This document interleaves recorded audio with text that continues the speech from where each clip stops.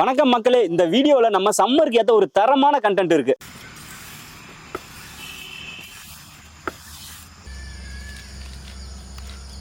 இன்னைக்கு நம்ம குறிச்சி பக்கத்துல காமராஜபுரம் அப்படிங்கிற ஒரு ஊருக்கு பதனி குடிக்கிறதுக்காக வந்திருக்கோம். இங்க ராமசாமி ஐயா நமக்காக பதனி இறக்கி தர போறாரு.